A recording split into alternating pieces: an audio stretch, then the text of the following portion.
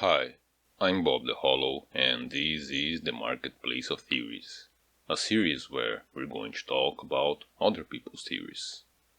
If you haven't already, then I recommend you watch the first video in this playlist. It's called Primer, it's really short, and it lays some ground rules to how this experiment is supposed to work. Today's episode is kind of a double feature. We're primarily going to be discussing Dave Control's video regarding Menace, but since he says Terra Mantis' video on the same subject was a source of inspiration for him, then we're going to be taking just a quick look at that one as well. Before we get into it, a disclaimer that both their videos predate the release of The Ringed City. This means some of the things I believe they get wrong aren't really their fault. They were just doing their best with the information that was available at the time. But Dark Souls 1 had always had more questions than answers. It was impossible to unravel all of the lore from the series' first installment alone. So, after Dark Souls 3 came out, we should all have used the new information that was presented by it to re-evaluate our pre-existing understanding of the lore. Cognitive dissonance is a bitch. The best way to avoid it is to be aware of its existence. And so, with that in mind, I decided to still go ahead and talk about these two videos because, as far as I can tell, they never followed up on this series after the release of the final DLC. As of the writing of this script, there are no updated videos, sticky comments, or disclaimers on the description mentioning how the new lore might have affected their previous conclusions. And also because Dave Control explicitly invites discussion of his theory. As always, there will be links in the description to the videos being discussed here, so if you haven't already, make sure to check them out. And with all of that out of the way, let's get started, shall we?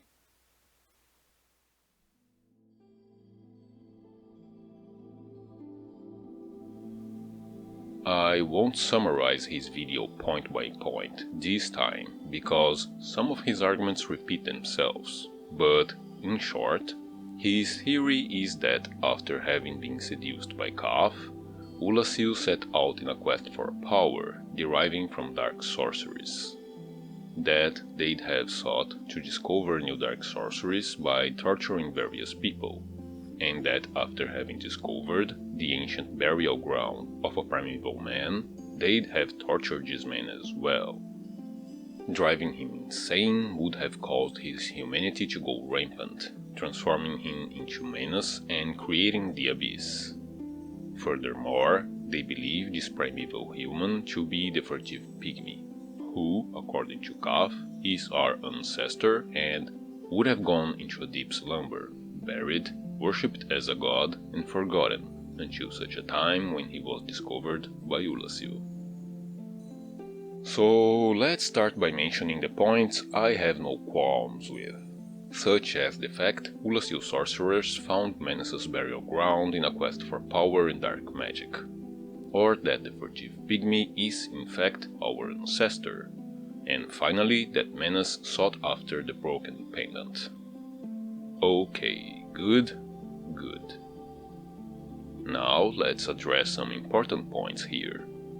First and foremost, arguably the widest of all misconceptions, Menace has never been the father of the Abyss. In Japanese, the word translated as father means lord, or even guardian spirit, which I personally think is more befitting but also harder to sell, so we'll just stick with the more generic title Lord of the Abyss for now. The second point is another widespread misconception, and also a consequence of the first point. Menace didn't create the Abyss. Think about it. Back in Dark Souls 1, if he wasn't called the Father of the Abyss, people wouldn't have had any reason to jump to the conclusion that he had created it, right? Case in point, the armors and weapons of the first man in the Ringed City were forged in the Abyss, meaning the Abyss undeniably predates Ulasil, which, in turn, means Menas couldn't have created it. And speaking of the Ringed City, the last point is that the final DLC gave us both the First Man and the Pygmy Lords. This implies Menas, being a primeval human, was likely one such First Man, and also not the furtive Pygmy, as Dave Control had previously deduced. And honestly, I think these 3 points alone are enough to negate his conclusions. But we like to be fair and thorough, don't we? So let's take a look at the arguments he presented in his video. He mentions at one point there are humanity sprites within the dungeon that seem to be created by the spreading abyss. Personally, I disagree because we've been to the abyss proper in the future and there weren't any sprites being created there. These ones probably come either from dead Ulasil citizens, caught in the wake of the destruction that was wrought by Menas, or the ones who had perished in their dungeon. And the abyss being the abyss, they're just drawn to it. Dave also posits that being the furtive Pygmy would have made Menas' humanity powerful enough to have created the abyss. To illustrate his point, he mentions the soul of Menas, which he believes to be the Dark Soul itself, drawing attention to its appearance as a humanity sprite surrounded by a thick layer of raging darkness.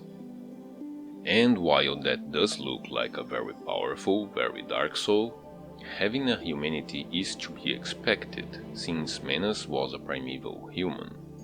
And also, Menas' soul looks like the soul of other powerful, similarly dark souls throughout the series, such as Artorias', who was subsumed by the dark, and also Velstad and Rain, though these last two, admittedly, represent less powerful variants. And, if the soul of Menas was the Dark Soul itself, then wouldn't it have served a more impressive purpose other than just a spell or being fed to Frampt? Pursuers isn't even a particularly powerful or unique spell either, since Carla just sells you one in Dark Souls 3.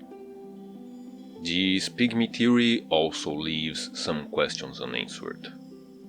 Namely, how humans would have evolved from the furtive Pygmy, and now that the Ringed City has been released, how we got multiple Pygmies as well. If you're interested in my take on these questions, I cover both in a video called Of Gods and Monsters, which deals primarily with the crossbreed experiments, but ends up explaining this tool as well. And regarding Menas as the furtive Pygmy, there's the whole Menas was likely a first man thing too, but we'll get to that in a little bit.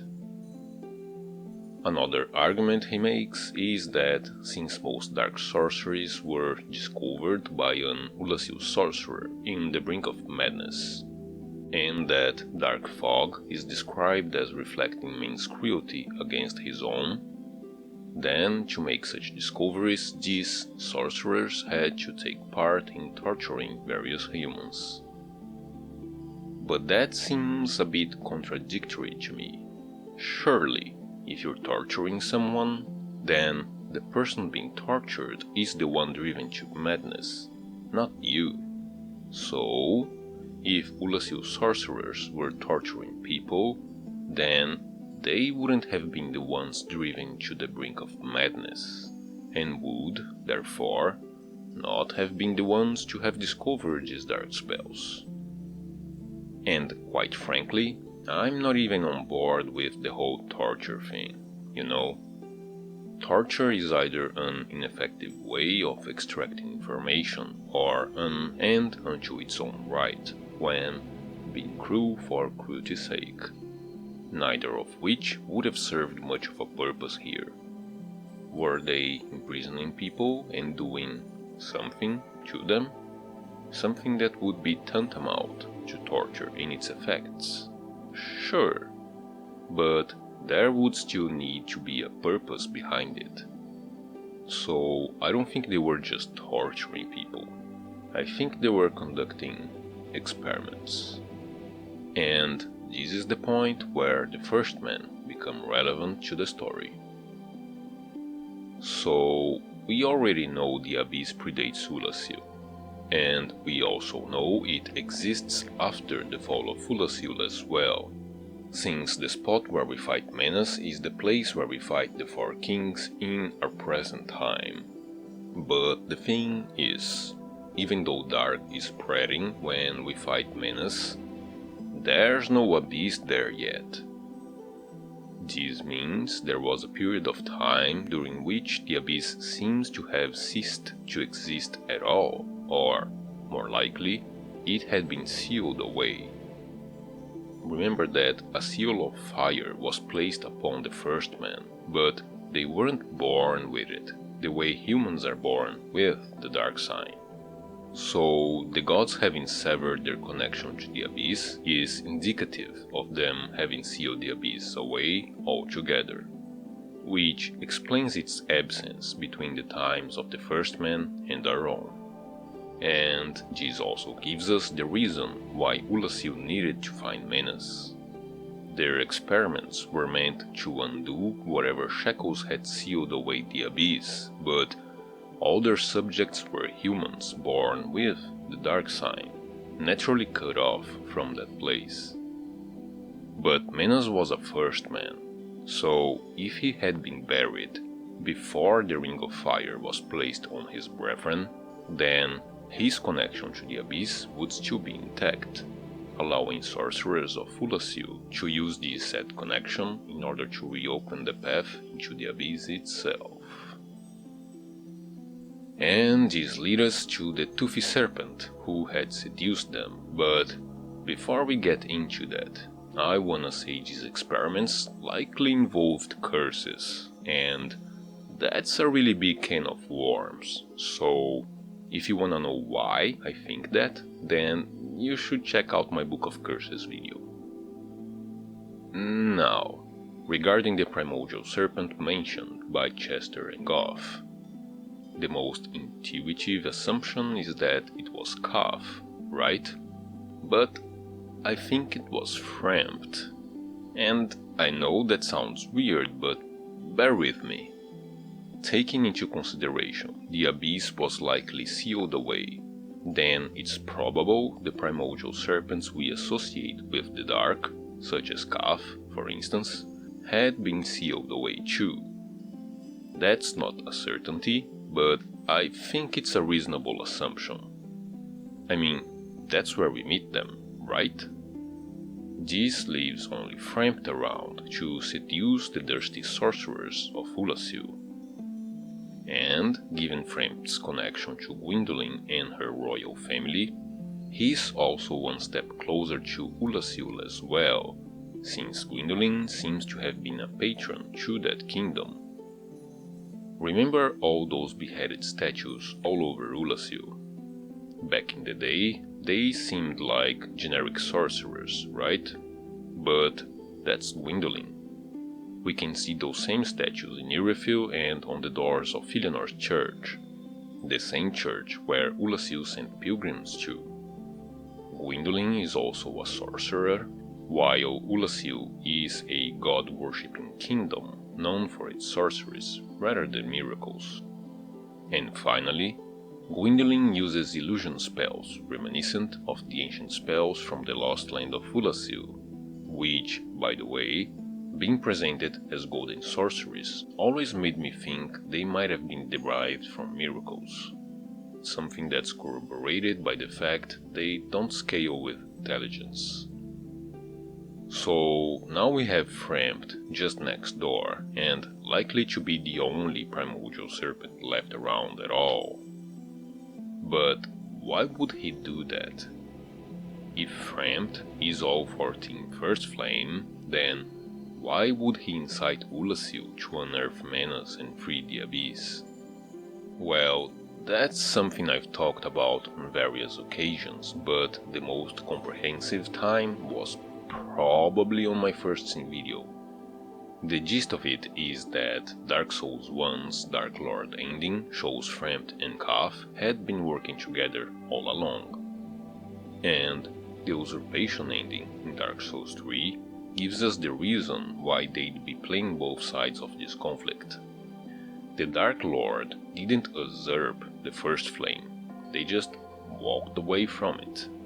So they played both sides to keep the flame lit until they could produce the Lord of Hollows, who would then usurp the First Flame for good. And yeah, I think this might be a bit of a controversial take, but there you have it. That's why I think it was Frampt, not Kaf, doing all the seducing down in Ulasil. And with that being said, I think the only thing left to address is the Hindu references he brings up, right? Well, outside sources of information aren't canon. That's one of my rules. His usage of it was quite reasonable, though. It wasn't an essential part of his theory, just the icing on the cake. But given everything that was said thus far, while I think it's possible those were among the sources of inspiration at play here, the conclusion he derives from them doesn't seem accurate to me. The Ringed City just presents overwhelming evidence that Menas was more likely to be a first man, rather than a furtive pygmy. And yeah, that's that for Dave Control's video.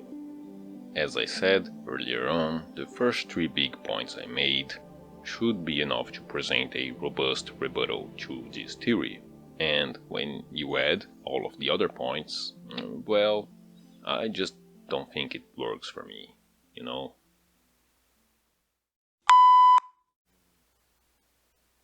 Okay, so one of my patrons, Balan, asked me a few questions when I uploaded this script on Patreon, and they made me realize I had to explain the whole "the Abyss had been sealed" thing a little bit better. But I had already recorded the audio, so here's some side notes on that. First things first, the Chasm of the Abyss, where we fight Menas, isn't the Abyss proper, where we fight the Four Kings. There's the obvious discrepancy in their names, but also, beyond that, there's the fact we could enter the Chasm of the Abyss without the Ring of Artorias. This makes the Chasm of the Abyss undeniably not the Abyss. There's the Chasm of Old in Dark Souls 2, which I believe to be a future instance of the Abyss, but since we need to enter a Covenant in order to gain access to it, then I assume that Covenant is taking over the previous one, in granting whatever properties are necessary to traverse the Abyss. What this means, again, is that there's an Abyss both before and after Ulasil, but it was missing in between. And that just really begs the question of, the fuck happened to it? Now, it should be obvious the gods can't really fight the dark. Their default mode of operation is to contain the dark.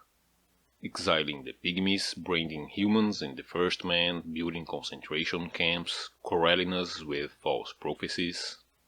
So sealing away the Abyss is just par for the course if they have the means to do it. And since the existence of the Dark Sign indicates they have the ability to act upon the connection to the Abyss, then I believe this is the most reasonable explanation for the previous question. The fuck happened to the Abyss? The gods severed the connection to it. That answer also has the benefit of answering why they'd even go after Menas to begin with, which is something every theory regarding the subject should address one way or another, in my opinion. And even though Ulasil had started the work of reopening the Abyss for business, I don't think that effort was concluded until much, much later. I mean, it had to still be sealed when New London was founded, right? Gwyn wouldn't have let them settle there if it wasn't. And I mentioned in the Book of Curses video that the cursed ghosts of New Londo would indicate a large-scale ritual had taken place there. So, in light of all this, I believe that ritual was meant to finish what Ulasil had started and unshackle the Abyss for good. And that's it. Hopefully it makes a bit more sense now. If any of you still have questions, just let me know in the comments. And thanks, Balan. Your questions helped a lot.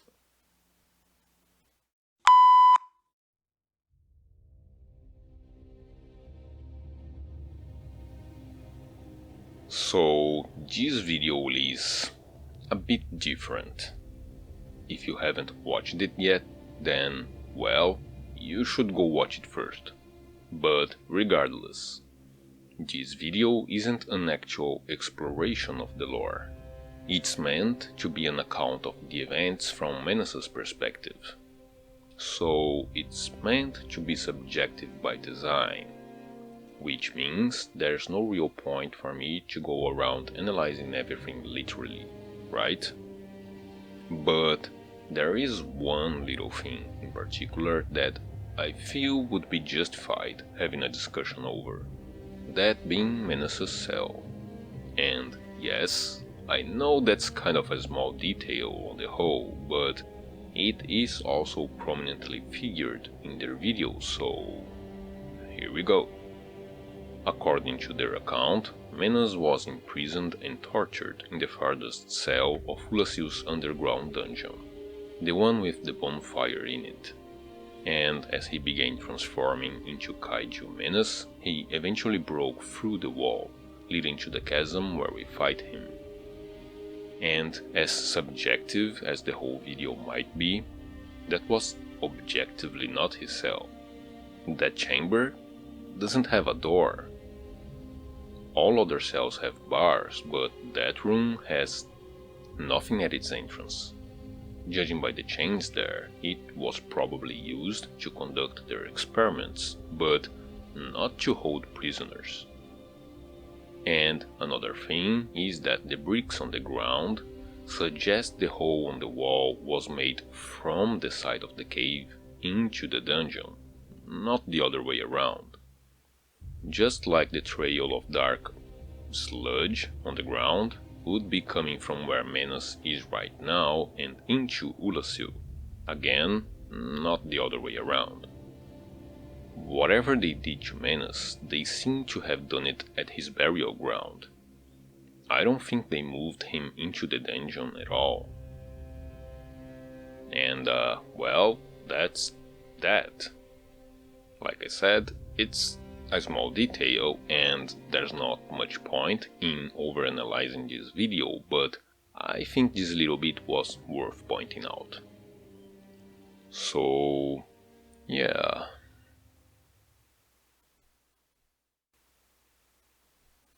Alright, that was a whole lot shorter than the last one, right? After the endurance test of the last video, I thought we all deserved something a bit more easily digestible. As I said in the beginning, these two videos were made prior to the release of the Ringed City DLC, so we can't be too harsh on them for not having predicted what Miyazaki was up to, I don't think. But since there was no follow-up on it, then I also still believe my response to them was warranted. Hopefully. If you haven't watched them yet, then for the last time, go watch them videos. And if you're coming from their channels, then hi, welcome. Feel free to leave me any questions or let me know if I got anything wrong about their theories.